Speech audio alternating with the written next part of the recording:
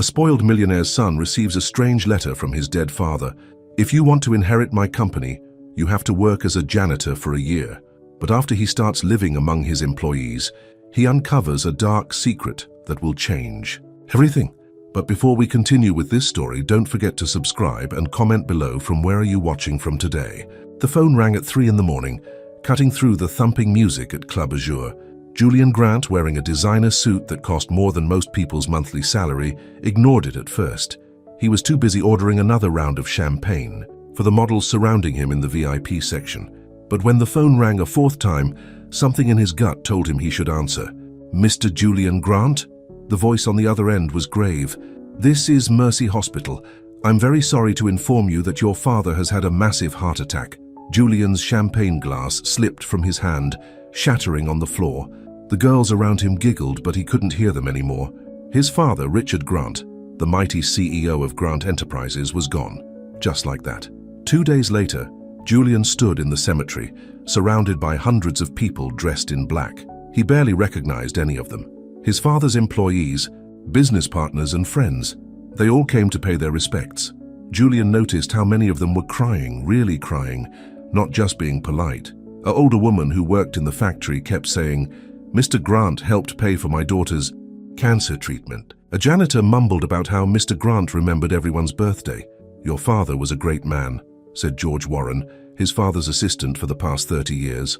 Warren was a thin man with grey hair and wire-rimmed glasses, who always wore the same style of black suit.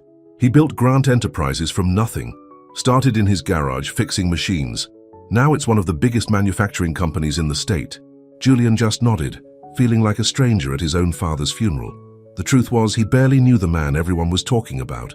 While Richard Grant was building his empire, Julian was busy spending his trust fund at exclusive clubs and luxury resorts. Their conversations over the past 10 years mostly consisted of Richard asking when Julian would grow up and take some responsibility, and Julian promising to think about it before jetting off to another exotic location. A week after the funeral, Julian sat in the massive conference room at Grant Enterprises for the reading of the will. The room was packed with board members, all in expensive suits, all watching him like hawks. Julian could feel their judgment. To them, he was just the spoiled son who'd never worked a day in his life. "The last will and testament of Richard Grant," the lawyer began, adjusting his glasses. "To my son, Julian Grant, I leave my entire controlling interest in Grant Enterprises. Under one condition." The room erupted in whispers. Julian's heart started racing. "The condition is that Julian must work at the company for 1 full year, starting from the bottom, before he can assume the role of CEO. If he refuses or fails to complete the year, the company will be sold and the proceeds donated to charity." Julian felt like someone had dumped ice water over his head. Work at the company? From the bottom? Him? "There's more," the lawyer continued, pulling out a letter. "A personal note from your father." Julian took the envelope with trembling hands. Inside was a single page with his father's familiar handwriting. "Dear Julian, if you're reading this, I'm gone. I know we've had our differences, and I know you think I've been too hard on you. But son, I built this company not just for profit, but for the thousands of families who depend on it. Our employees aren't just numbers on a spreadsheet. They're people with dreams, struggles, and families of their own. You've lived in a bubble of privilege, Julian. You don't know what it means to work hard, to worry about paying bills, to feel the satisfaction of earning something through your own sweat and determination. That's why I'm giving you this challenge. If you want to run this company, you need to understand the people who make it work. Don't let them know who you are. Start from the bottom. Learn, listen, understand. Only then will you be ready to lead. I love you, son. I hope you'll make me proud. Dad." Julian looked up from the letter to find everyone staring at him. The board members were whispering among themselves, probably already planning how to manipulate him or push him out. He could see it in their eyes. None of them believed he could do it. "I accept," Julian heard himself say. The words came out before he even realized he'd made the decision. George Warren approached him after the meeting. "Your father asked me to help you with this transition," he said quietly. "If you're serious about this, we need to create a new identity for you. No one can know who you really are." Julian nodded, his mind already racing. He thought about all the times he'd disappointed his father, all the lectures about responsibility he'd ignored. Maybe this was his chance to prove everyone wrong. Maybe it was time to grow up. That night, Julian stood in his penthouse apartment, looking at his reflection in the floor-to-ceiling windows. Outside, the city sparkled with a million lights. He'd always taken his privileged life for granted. Now everything was about to change. He picked up his phone and called Warren. "I'm ready," he said. "Help me become someone else." Little did Julian know, this decision would not only change his life, but would uncover secrets within Grant Enterprises that his father never suspected. And it would lead him to discover something he never expected to find: love in the most unlikely place. "Hold still," Warren said as he trimmed Julian's perfectly styled hair into an uneven mess. They were in the basement of Warren's modest home, far from the luxury high-rises where Julian usually spent his time. The transformation had been going on for hours. Julian barely recognized himself in the mirror. His designer stubble had grown into a scruffy beard, and his $500 haircut was now a choppy disaster. His manicured hands were stained with coffee and dirt to make them look worn. He wore old jeans from Walmart and a faded blue shirt that was one size too big. "Now remember," Warren said, stepping back to examine his work, "your name is Joe Matthews. You're a high school graduate who's been doing odd jobs. You've moved here looking for steady work. Keep it simple. The best lies are the ones closest to the truth." Julian practiced his new walk, a slight limp he'd have to remember to maintain. "How do I look?" "Like someone I'd cross the street to avoid," Warren said with satisfaction. "Perfect." The next morning, Julian, now Joe, stood in line at Grant Enterprises' HR department. The same building he'd walked into 100 times before felt completely different from this angle.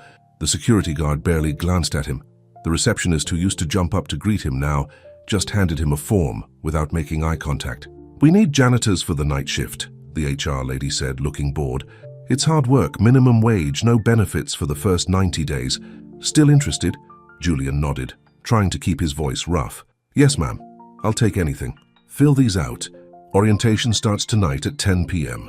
That night, Julian stood with 3 other new hires in the basement of Grant Enterprises. Their supervisor, Mike Peterson, was a heavy-set man with permanent sweat stains under his arms.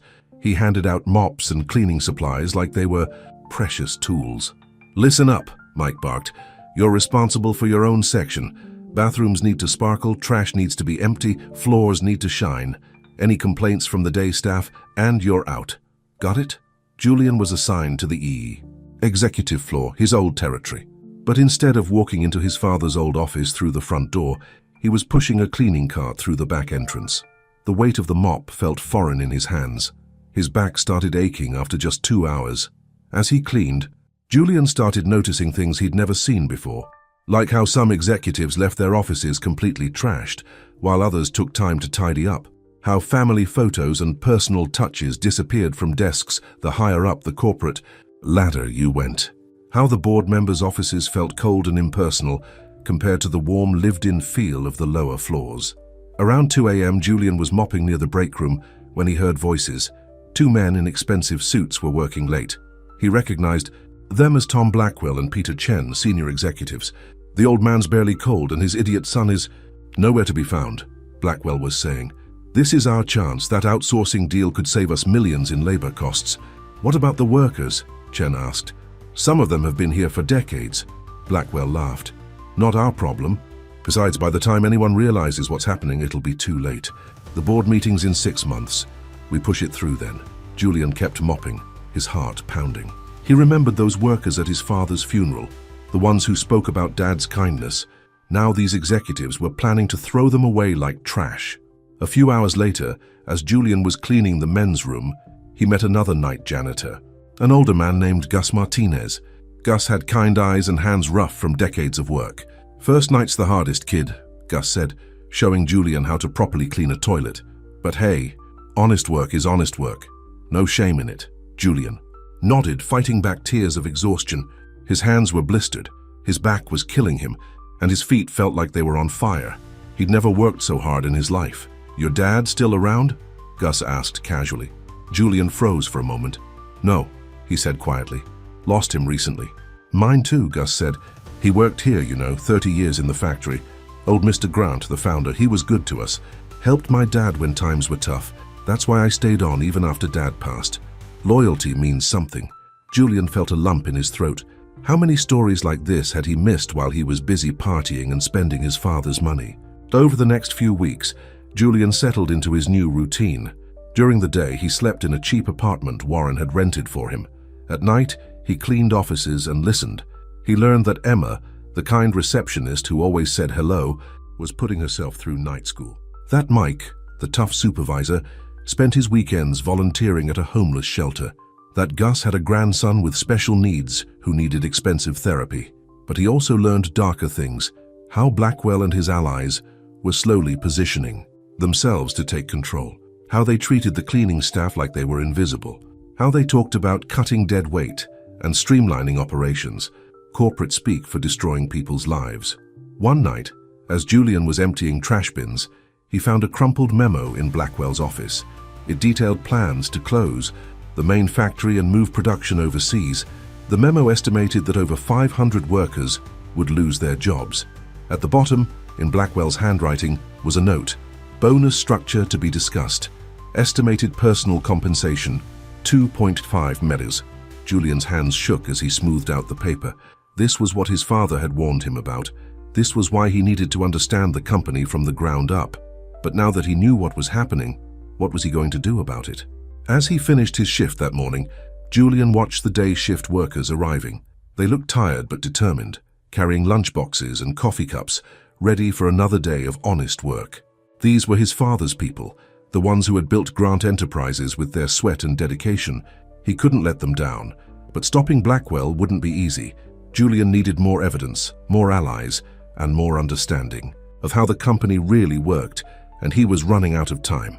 Sarah Chen walked into Grant Enterprises at exactly 7:45 a.m., just like she did every morning. Her sensible shoes clicked against the lobby floor as she made her way to the elevator. At 28, she was the youngest financial analyst in the company, and she'd worked hard to get there. Unlike some of the other employees who got their jobs through connections, Sarah had earned everything through pure determination. What Sarah didn't know was that Joe, the new night janitor, was watching her from behind his cleaning cart. Julian had noticed her before. She always stayed late, often being the last person to leave the office. But tonight was different. Tonight, he was about to learn just how important Sarah Chen would become to his mission. "Excuse me?" Sarah called out, noticing him. "Could you help me? I spilled some coffee in my office." Julian pushed his cart toward her office, keeping his head down like he'd learned to do. The office was small but organized, with spreadsheets covering every surface.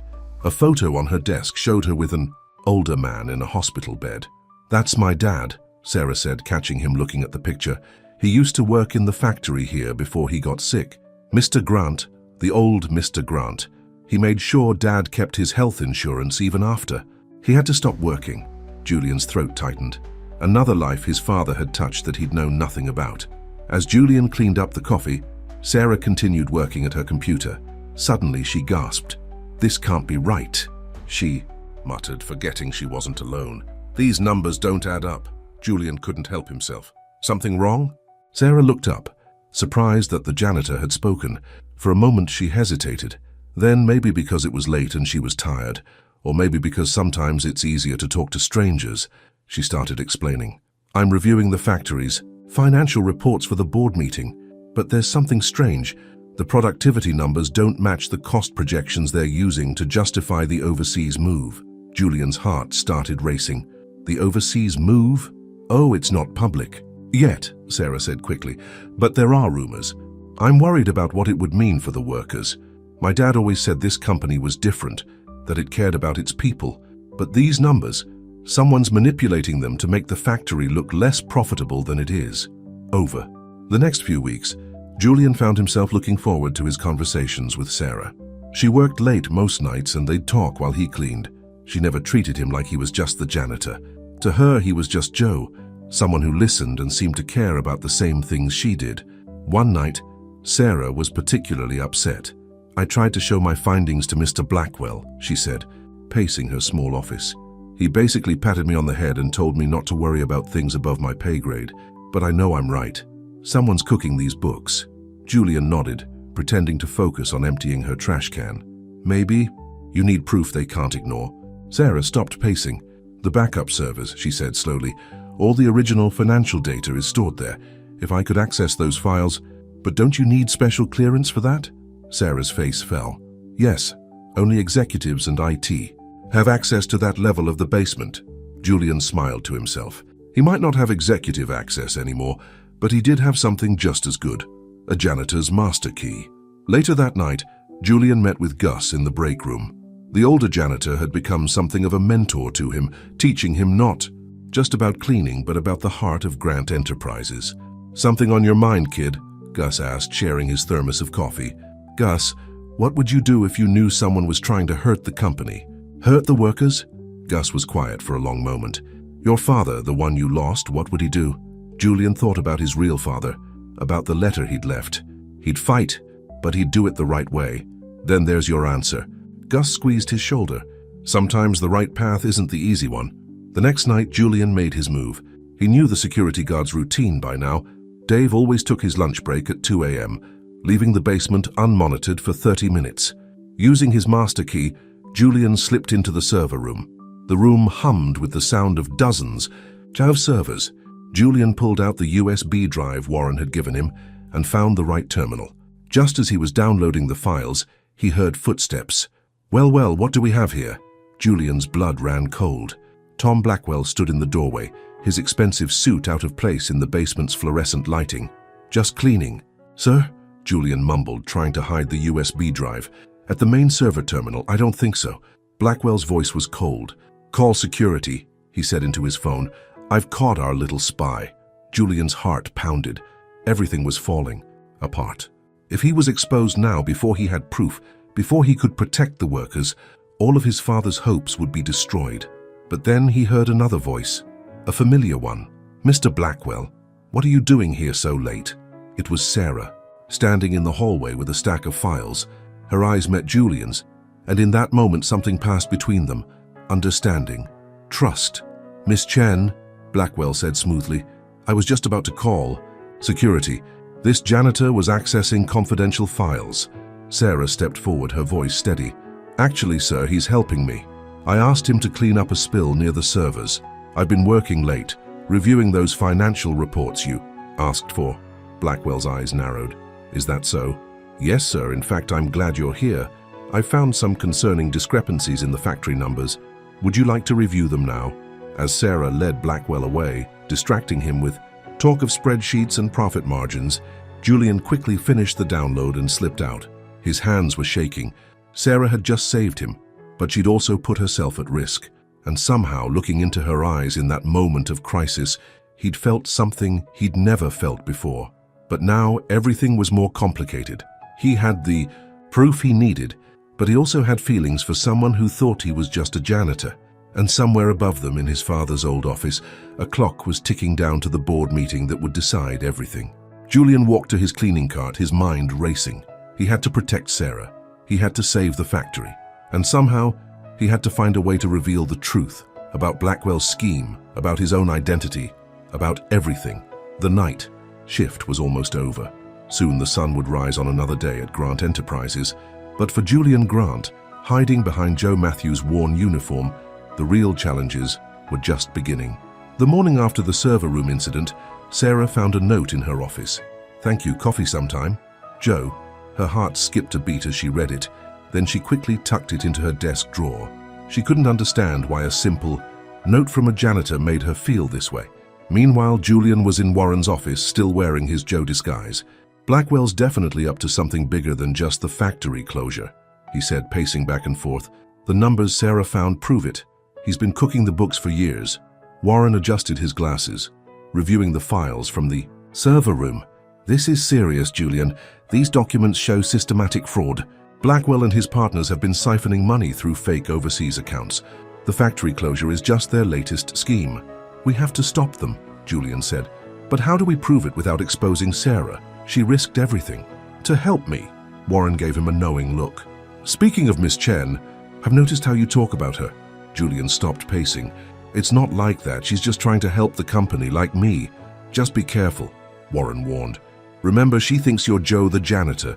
The longer this goes on, the harder it will be to tell her the truth." That night, Julian waited nervously in a small coffee shop 2 blocks from Grant Enterprises. Sarah had agreed to meet him after her shift. His hands were sweating as she walked in. looking beautiful in her simple work clothes. "I wasn't sure you'd come," he said as she sat down. "I wasn't sure I should," Sarah admitted.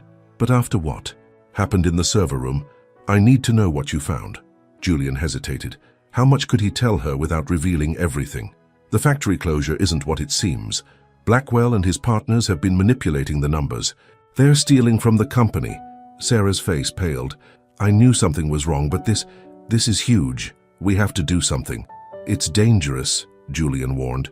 "Blackwell already suspects you're onto him." "I don't care," Sarah said, firmly. "This company isn't just a job to me. When my dad got sick, Mr. Grant didn't just keep his insurance, he visited him in the hospital. He made sure we had everything we needed. I can't let people like Blackwell destroy everything he built." Julian felt a surge of pride and shame at the same time. Pride in his father's legacy, shame that he'd never appreciated it before, and something else. Watching Sarah's passionate defense of his father's company made his heart ache. Back at Grant Enterprises, things were getting tense. Blackwell had hired new security guards who followed Sarah around. Strange men in suits were seen going in and out of executive offices late at night. Rumors about layoffs spread through the factory floor like wildfire. One night, while Julian was cleaning the executive bathroom, he overheard Blackwell on the phone. "The Chen girl is becoming a problem," Blackwell was saying. "She's asking too many questions." "Yes, I understand. No, I'll handle it personally." Julian's blood ran cold. He had to warn Sarah. He found her in her office, working late as usual. "You need to be careful," he said, closing the door. "Blackwell knows you're investigating him." "I can handle Blackwell," Sarah said, but her voice trembled slightly. "Sarah, please, these people are dangerous. Maybe you should take some time off, let things cool down." She stood up, suddenly angry. "Is that what you think I should do? Run away? Like the rich boy who owns this company? Julian Grant hasn't even shown his face since his father died. He's probably on some beach somewhere while we're here fighting to save his company." Julian felt like he'd been slapped. If she only knew. "I'm just worried about you," he said softly. Sarah's anger faded. She looked at him, really looked at him for a long moment. "Why do you care so much, Joe? You're just a janitor. This isn't your fight." "Maybe I care about you," Julian said before he could stop himself. The air between them crackled with tension. Sarah stepped closer, her eyes searching his face. For a moment, Julian thought she was going to kiss him. He wanted her to, but then he remembered who he really was, and all the lies between them. He stepped back. "I should get back to work." Later that night, Julian found his cleaning cart, vandalized. The words, "Keep your nose clean," were scratched into the metal. It wasn't subtle, but it was effective. Blackwell was sending him a message, but Julian had a bigger problem. The board meeting was only weeks away. He had the proof of Blackwell's crimes, but exposing him meant exposing himself. And now there was Sarah to think about. Sweet, brave, honest Sarah, who believed in his father's company so much she was willing to risk everything for it. How could he tell her that he was Julian Grant, that every moment they'd spent together, every conversation they'd had, was built on a lie? As he cleaned the offices that night, Julian caught his reflection in a window. Joe the janitor looked back at him, tired, worried, but somehow more real than the playboy he used to be. For the first time in his life, he was doing something that mattered. He was becoming someone his father would be proud of. But at what cost? The factory workers' jobs hung in the balance. Blackwell was getting more dangerous by the day, and Sarah, if he lost her trust, he might lose everything else too. In his father's old office, now dark and empty, Julian sat in the chair where he'd ignored so many lectures about responsibility. "What would you do, Dad?" he whispered to the empty room. "How do I fix this without destroying everything?" The office gave no answers, but somewhere in the building a security camera recorded his presence, and in his luxury apartment across town, Tom Blackwell watched the feed with growing suspicion. The game was getting more dangerous, and time was running out. Sarah's office door was locked when she arrived at work. Strange, since she never locked it. When she opened it, her blood ran cold. Every drawer had been ransacked, papers scattered everywhere. Her computer was gone. "Looking for something?" Tom Blackwell stood in the doorway, smiling like a shark. "Security found some concerning materials on your computer. Unauthorized access to company files, emails to reporters." "That's not true," Sarah said, her voice shaking. "You're setting me up. The board will meet tomorrow to discuss your termination. If I were you, I'd clean out your desk now, save yourself the embarrassment." As soon as Blackwell left, Sarah pulled out her phone to call Joe, but she stopped herself. Why was a janitor the first person she thought to turn to? Why did she trust him so completely? There was something about him, something she couldn't quite put her finger on. Meanwhile, Julian was in Warren's apartment, his Joe disguise forgotten on the kitchen table. "Blackwell's making his move," Warren said, showing him security footage from the office. "He's called an emergency board meeting for tomorrow. If he gets the votes he needs, the factory closure will be approved immediately." "He can't do that," Julian protested. "The regular board meeting isn't for 2 weeks. We're not ready." "He's ready," Warren said grimly, "and he's going after Sarah. First, she knows too much." Julian stood up, his chair scraping against the floor. "I have to help her." "Julian, wait." Warren grabbed his arm. "If you go to her now as Joe, what can you really do? But if you reveal yourself as Julian Grant, she'll hate me," Julian finished. "She'll never trust me again." "Maybe, but you'll save her job, the factory, and your father's company." Julian sank back into his chair, head in his hands. Everything was falling apart. Just yesterday he'd watched Sarah working late, her face serious as she studied spreadsheets. He'd wanted so badly to tell her the truth, to explain everything. Now it might be too late. At Grant Enterprises, Gus found Sarah crying in her office. "What's wrong, Miss Chen?" Sarah wiped her eyes. "They're firing me, Gus. Blackwell's framing me for corporate espionage." Gus sat down heavily in the visitor's chair. "My father used to say that the darkest time is just before dawn. Don't give up yet." "The board meets tomorrow," Sarah said.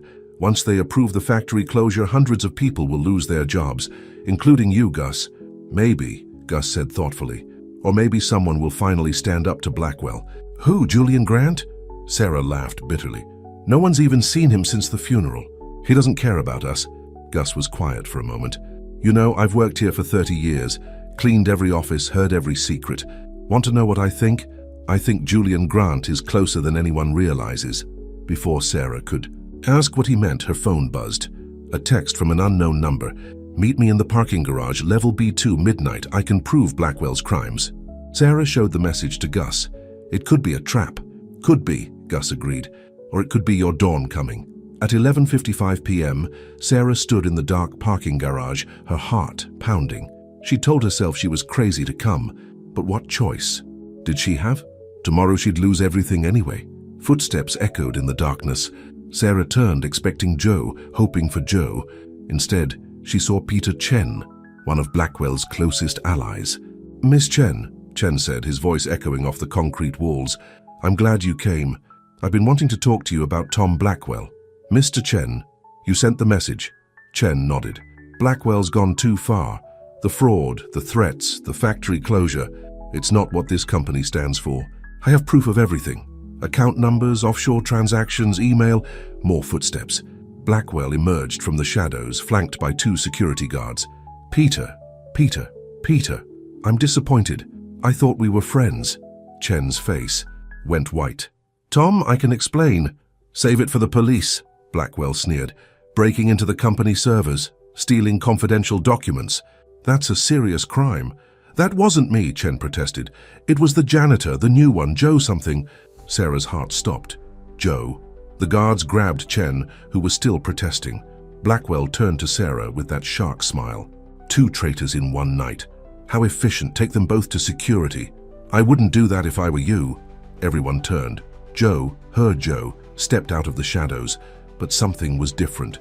He stood straighter, his limp gone, his voice stronger. "The only criminal here is you, Blackwell." Blackwell laughed. "A janitor!" "You're out of your depth, boy." "Am I?" Joe reached up and slowly peeled away his fake beard. He ran a hand through his hair, smoothing away the mess. When he looked up, Sarah gasped. She knew that face. Everyone knew that face. It had been in all the papers when Richard Grant died. "My name is Julian Grant," he said quietly, "and you're trying to steal my father's company." Sarah felt the world spin. Joe was Julian Grant. All this time. But before anyone could react, the lights in the garage went out. In the darkness, someone screamed. And when the emergency lights flickered on, everything had changed forever. When the emergency lights came back on, chaos erupted in the parking garage. Blackwell's security guards had their hands full with Peter Chen, who was trying to break free. In the confusion, Warren appeared with a team of police officers. "Thomas Blackwell," one officer said, "you're under arrest for corporate fraud and Embezzlement. Blackwell's face turned purple with rage. This is ridiculous. I run this company. No, Julian said, stepping forward. You tried to steal this company. He turned to Sarah, but she was already walking away, her heels clicking rapidly on the concrete floor. Sarah, wait, Julian called after her, but she didn't stop. Hours later, Julian sat in his father's office, his office now, wearing a suit for the first time in months. The sun was rising over the city, painting the sky in shades of pink and gold. Warren stood by his desk, reviewing the night's events. The police have all the evidence, Warren said. The files from the server room, Chen's testimony, the offshore accounts. Blackwell's going away for a long time. What about the workers? Julian asked. The factory. Safe. The board has already voted to cancel the closure plans, but Warren hesitated. Miss Chen submitted her resignation this morning. Julian's heart sank. He'd saved the company, but lost something just as valuable. He found Sarah in her office, packing her things into a cardboard box. She didn't look up when he entered. So, she said, her voice cold, was any of it real, or was I just part of your little undercover game? Sarah, please, let me explain. Explain what? How you lied to me every day? How you watched me worry? About this company, about the workers, about my father's legacy, while you were the one person who could have stopped it all? I had to know the truth, Julian said. About Blackwell, about the company, about myself. Sarah finally looked at him, her eyes filled with tears. I told Joe things I've never told anyone. I trusted him. I was falling in love with him. But he doesn't exist, does he? He exists, Julian said softly. He's the person I became these past months, the person you helped me become. Down in the factory, workers were gathering for the morning shift. News about the night's events was spreading fast. Gus stood among them, a small smile on his face.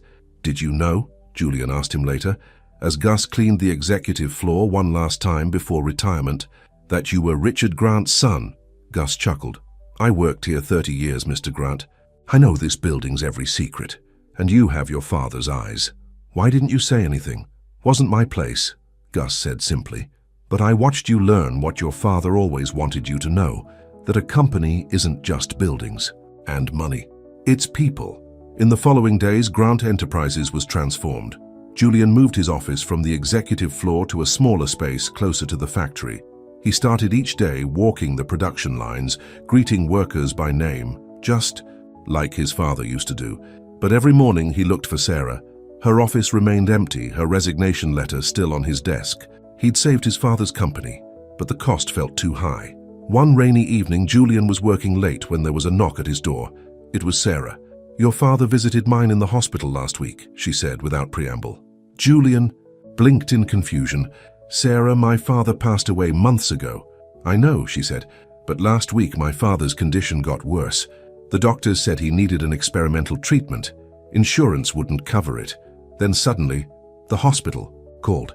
Someone had paid for everything, the doctors, the treatment, all of it. Julian's throat tightened. He had arranged it, using his restored access to the company's accounts, but he'd made sure to do it anonymously. The funny thing is, Sarah continued, when I told my father, he just smiled and said, that sounds like Richard Grant's boy. She paused. Not Julian Grant the playboy, not Joe the janitor, but the person you've become. Sarah, I'm so sorry for lying to you, but everything else, every conversation, every moment we shared, that was real. I'm still that person. You knew, I'm just more now. Sarah was quiet for a long moment. I went to see Blackwell in jail, she finally said. He had one question for me. He wanted to know if I knew who you were all along, if we were working together to trap him. And what did you tell him? I told him the truth, that I fell in love with a janitor who turned out to be exactly who this company needed. She took a deep breath. The question is that janitor still in there somewhere? Julian stood up and walked around his desk. Slowly, carefully, he reached for her hand. Why don't you help me find out? Outside his office, the evening shift was starting. Factory workers checked in, office lights dimmed, and somewhere in the building, a cleaning cart squeaked across a freshly mopped floor. Grant Enterprises was alive with the rhythm of honest work, just as Richard Grant had always wanted it. But in that office, time stood still as Julian and Sarah faced each other, ready to write a new chapter in their story. The lies were gone, replaced by something stronger. Truth, trust, and the chance to build something real. I missed you, Julian whispered. Sarah's hand tightened in his. I missed you too, both of you. The company was safe. The truth was out. And maybe, just maybe, love could bridge the gap between who Julian had been and who he had become. 3 months after Blackwell's arrest, Grant Enterprises was finally starting to feel normal again. Julian sat in his office reviewing the morning reports when his secretary buzzed him. Mr. Grant, there's a Mrs. Victoria Grant here to see you. Julian froze. He hadn't heard from his mother in years. She'd left when he was 15, choosing a life of luxury with her new husband over her family. Why was she here now? Victoria Grant swept into the office looking exactly as Julian remembered.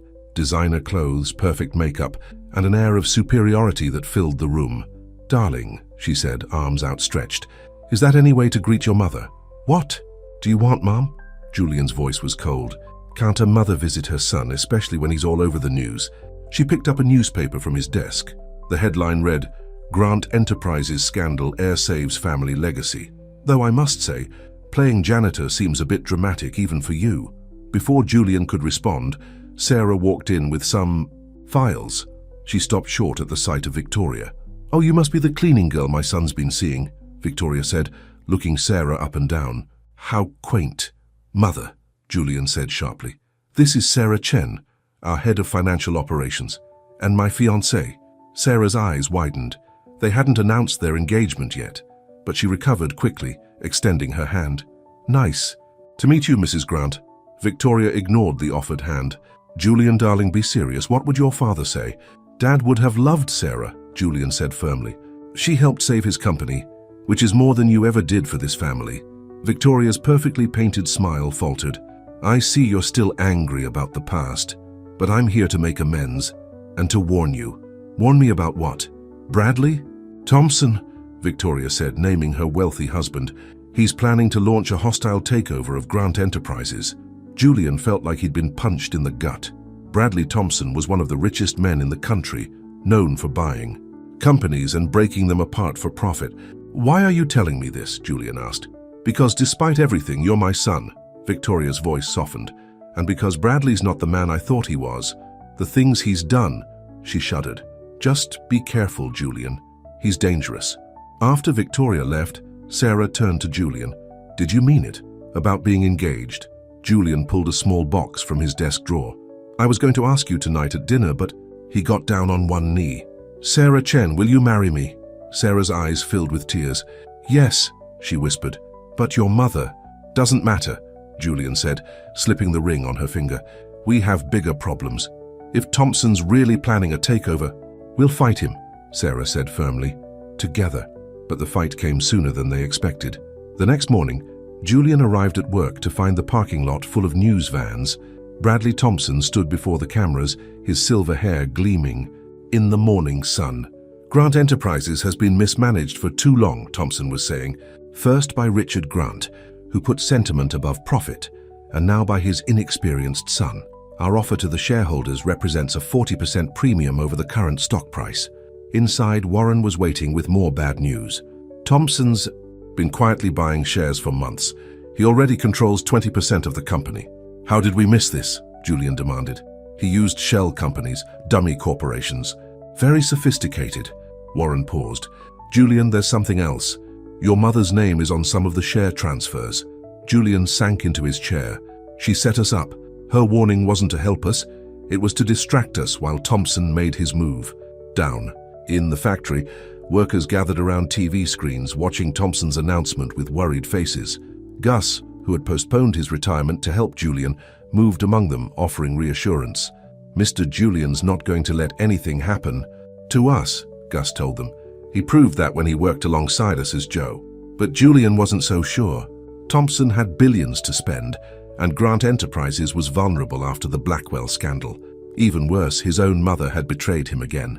Sarah found him in his father's old office, staring at the family photos on the wall. The workers are scared, she said softly.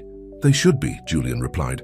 Thompson's known for gutting companies like ours. He'll sell off the factory, fire half the workforce. Then we won't let him win. Sarah's voice was steel. Your father built this company on trust and loyalty. That's worth more than Thompson's money. Julian looked at her, remembering how she'd believed in Joe the janitor, how she'd risked everything to save the company. You're right, Thompson thinks Grant Enterprises is just another asset to strip, but he doesn't understand what makes this place special. The people, Sarah said. The people, Julian agreed, and I think I know how to fight back. He called an emergency meeting of all employees. Standing before them in the factory floor, Julian felt the weight of his father's legacy and his own responsibility to these people who had become his family. Bradley Thompson thinks this company is weak, he told them. He thinks he can buy us out, break us apart, destroy everything we've built. But he's wrong, because Grant Enterprises isn't just a company, it's a community, and communities fight. Pack. As Julian outlined his plan, faces in the crowd began to light up with hope. But in his office tower across town, Bradley Thompson was making plans of his own. And Victoria Grant, watching her son on the evening news, picked up her phone to make a call that would change everything. The battle for Grant Enterprises was about to begin, and this time, the stakes were higher than ever. The next few weeks at Grant Enterprises were a blur of activity.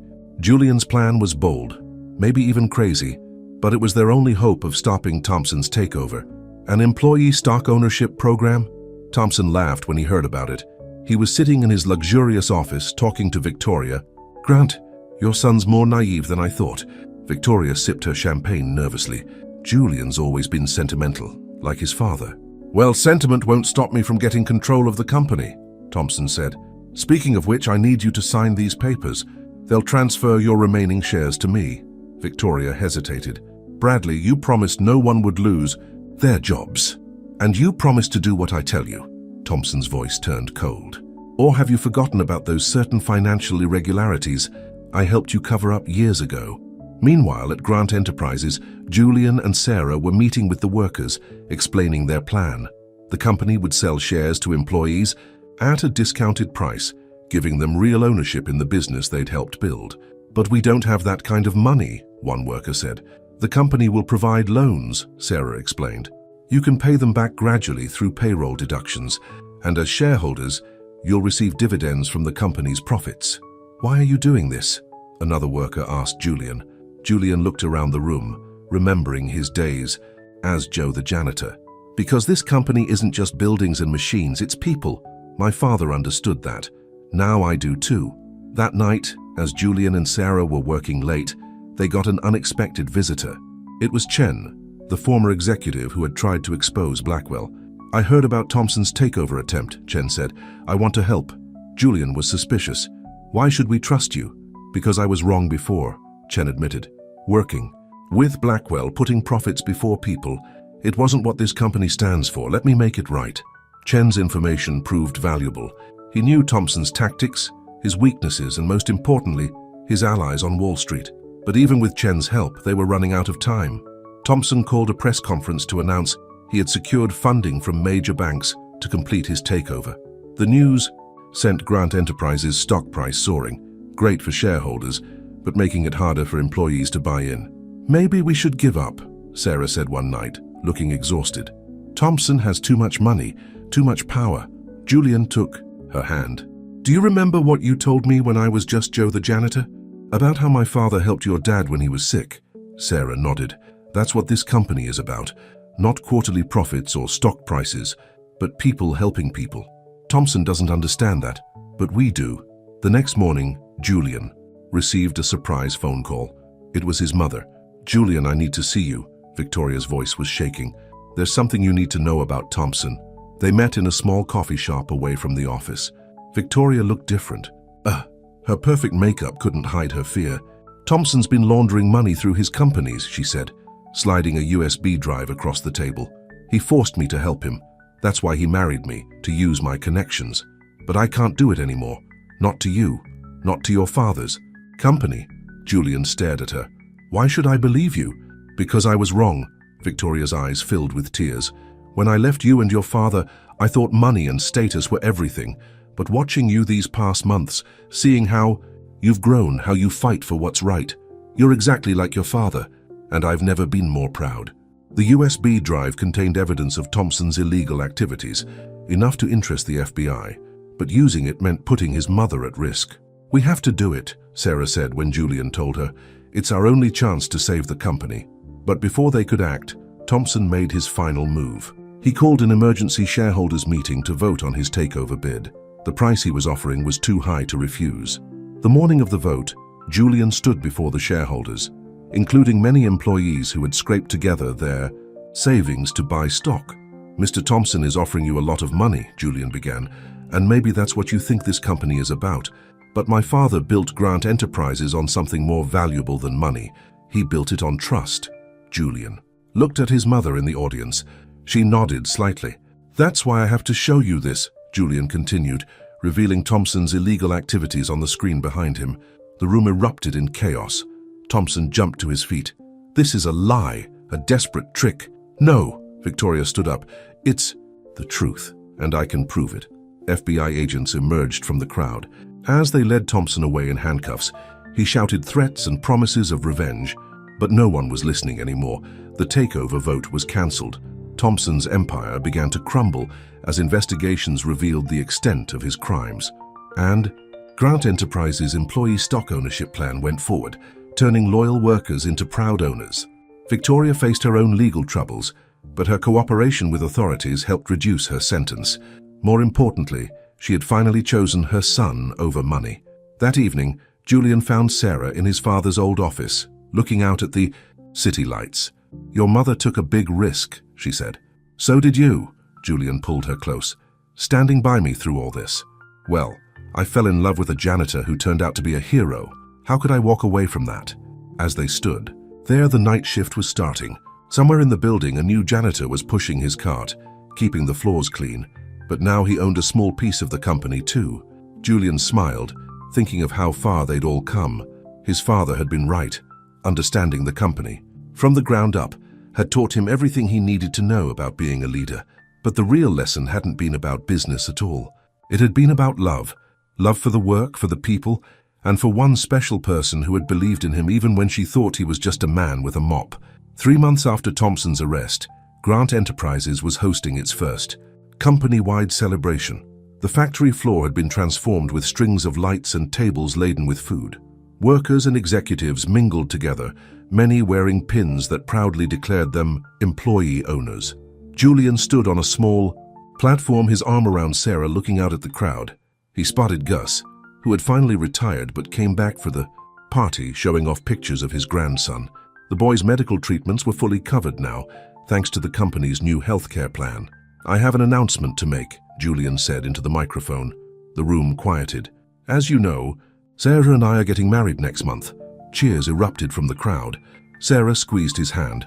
"But that's not all," Julian continued. "Starting next week, we're implementing something my father always dreamed of, a full college scholarship program for employees' children." The cheers turned to gasps of surprise and joy. In the back of the room, Julian saw tears in Warren's eyes. "One more thing," Julian said. "We're naming it the Richard Grant Memorial Scholarship, because my father believed that a company's true wealth isn't in its bank accounts, it's in its people." After the announcement, Julian made his way through the crowd, shaking hands and accepting hugs. He stopped when he saw an unexpected figure standing near the entrance. His mother, Victoria Grant, looked different from the polished socialite she'd once been. Prison had changed her. She wore simple clothes now and her face was free of makeup. "Mom?" Julian hadn't visited her in prison. He hadn't been ready. "The guards gave me a day pass," Victoria explained. "I wanted to see what you've built here." Julian felt Sarah's hand slip into his, giving him strength. "Would you like to look around?" he offered. Victoria's eyes filled with tears. "I'd like that very much." As they walked through the factory, Victoria listened intently as Julian explained the changes they'd made. The profit-sharing program, the daycare center for working parents, the training programs that helped workers advance their careers. "Your father would be so proud," Victoria said softly. "And I'm sorry, Julian, for everything." Before Julian could respond, they heard a commotion near the main entrance. A group of reporters had somehow gotten into the building. "Mr. Grant, is it true Bradley Thompson is appealing his conviction? Any comment on rumors that Thompson Industries is being broken up? What about your mother's early release hearing next month?" Sarah stepped forward, her voice firm. "This is a private company event. Please respect our employees' privacy." But the damage was done. Victoria's presence had been noticed, and whispers spread through the crowd. Some workers looked uncomfortable, remembering her role in Thompson's scheme. Julian felt torn. His mother had helped stop Thompson in the end, but she'd also betrayed the company first. How could he trust her again? Then he saw Gus moving through the crowd toward them. The old janitor stopped in front of Victoria. "Mrs. Grant," Gus said, "would you like some punch? My wife made it special for the party." The simple kindness in his voice broke something in Victoria. She began to cry, real tears, not the elegant ones she used to fake at charity events. "I remember you," she said to Gus. "You used to leave flowers on my desk every Monday for 20 years. Brightened up the place." Gus shrugged. "Still do it for the new folks. Old habits die hard." Julian watched as his mother and Gus talked, sharing memories of the old days. Gradually, other longtime employees joined them. The tension in the room began to ease. Later that night, after most guests had left, Julian found Sarah in his father's old office. She was looking at the wall where they'd hung photos of every employee who'd been with the company more than 10 years. "Your mother's photo used to be up there," Sarah said, before she left. Julian nodded. The space was still empty. "Do you think you'll ever put it back up?" "I don't know," Julian answered honestly. "Trust has to be earned. But maybe people deserve second chances. I got one when you believed in Joe the janitor." Sarah turned to face him. "Speaking of chances, I have something to tell you." She took his hand and placed it on her stomach. Julian's eyes widened. "Really?" Sarah nodded, smiling through tears. "I found out yesterday, in 7 months there'll be a new grant at Grant Enterprises." Julian pulled her close, his heart so full it felt like it might burst. Through the office window he could see the city lights twinkling. Somewhere out there, Bradley Thompson sat in a prison cell plotting revenge. His mother was trying to rebuild her life, and here in his arms was his future. "Dad would have loved being a grandfather," Julian whispered. "He'll be watching," Sarah said, "just like he watched you become the man he always knew you could be." As if on cue, the night cleaning crew passed by the office, pushing their carts. Julian and Sarah smiled at each other, remembering where their story began. "Should we tell everyone about the baby at the wedding?" Julian asked.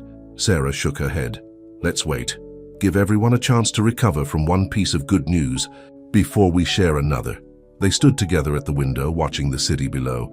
Grant Enterprises had survived betrayal, greed, and near disaster. But it had emerged stronger, held together by bonds stronger than money, trust, loyalty, and love. The night shift janitor waved up at them as he cleaned the courtyard. Julian waved back, remembering his own days pushing a mop. He'd learned more in those months than he had in all his years of privilege. Now he had a new lesson to learn, how to be a father. But this time, he wasn't afraid.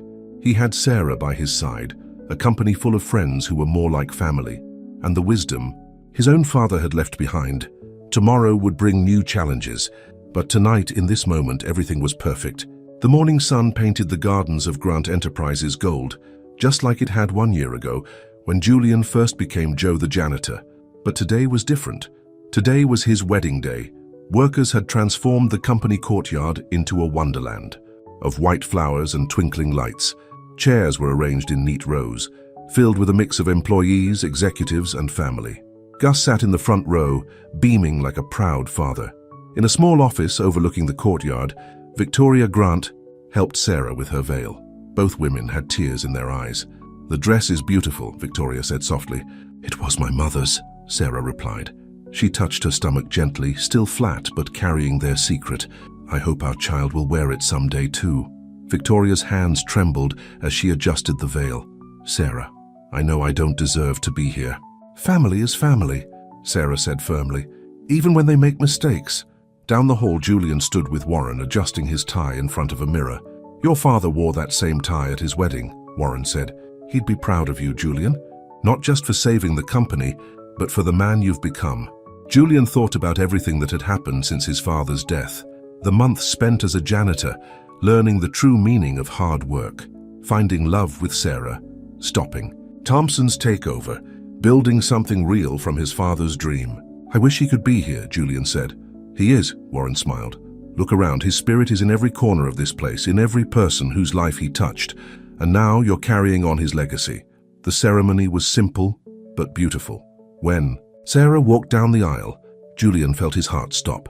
She was radiant, her eyes shining with love and their shared secret. Their vows were personal, filled with references that made the audience smile. Sarah promised to always see the real person behind whatever mask he wore. Julian promised to never stop proving himself worthy of her trust. At the reception, held in the factory floor just like the celebration months earlier, Julian clinked his glass for attention. "A year ago," he began, "I thought I knew everything about running a business. I thought it was all about profits and spreadsheets. Then my father's death taught me how wrong I was." He looked around the room at all the faces that had become so dear to him. "I learned that a true leader serves his people, that wealth isn't just about money, that family can be found in the most unexpected places." Sarah joined him, taking his hand. "And now," Julian continued, "Sarah and I have an announcement. In 6 months, Grant Enterprises will welcome its newest member." The room erupted in cheers and congratulations. Gus wiped tears from his eyes. Victoria hugged them both, whispering grandmother to herself in wonder. Later that night, after most guests had left, Julian found himself in his father's old office. The room was different now, warmer, more lived in. Photos of employees covered one wall. His father's old desk held new pictures. Julian and Sarah's engagement photo, a group shot of the night shift crew, Gus at his retirement party. Sarah found him there, her wedding dress glowing in the moonlight. "Penny for your thoughts?" she asked. "Just thinking about how much has changed," Julian said, "and how much hasn't." Through the window, they could see the night cleaning crew starting their shift. New faces now, but the same dedication that Julian had learned to respect during his months as Joe. "I got a letter from Thompson today," Julian said quietly. Sarah tensed. What did he want? To apologize, believe it or not. Prison has changed. Him too. He said he finally understands what my father built here, something money can't buy. Sarah rested her head on his shoulder. "Your father knew you'd figure it out eventually. That's why he made you start from the bottom. Best thing that ever happened to me." Julian smiled. "It led me to you." They walked through the quiet building together, their footsteps echoing in the halls. Every corner held a memory now. Their first conversation by the coffee machine, late nights working to save the company, the moment Julian revealed his true identity. In the lobby, they passed the security guard's desk where Julian had first entered as Joe. The guard tipped his hat to them. "Heading home, Mr. and Mrs. Grant?" Home. Julian thought about how his definition of that word had changed. Home wasn't his luxury penthouse anymore. Home was here in this building his father had built. Home was Sarah's hand in his, their baby growing beneath her heart. Home was the family they'd built among these walls. Outside, the city sparkled under a blanket of stars. Sarah shivered in the cool night air, and Julian wrapped his jacket around her shoulders. "What do you think?" she asked. "Boy or girl?" "Doesn't matter," Julian said, "as long as they know the value of honest work and the meaning of true wealth. Like their father learns every day." They walked to their car, passing the janitor's closet, where Julian had once changed into Joe's uniform. The door was open, and inside he could see a familiar cleaning cart. "Should we tell our child about Joe the janitor?" Sarah teased. "Definitely," Julian smiled. "It's a love story after all." As they drove away, Grant Enterprises stood proud against the night sky. The lights were on in the factory where the night shift was hard at work. In offices and hallways, cleaners pushed their carts, keeping his father's dream sparkling and bright. Julian thought about the future, his child, growing up in these halls, learning the same lessons he had learned. The company would pass to them someday, but first, they would learn its heart, just as he had. "I love you," he told Sarah. "I love you too," she replied. "Both of you." And in that moment, Julian knew that while his father was gone, his legacy lived on, in the company he'd built, in the lives he'd touched, and in the son who had finally learned what it meant to be a Grant. The end.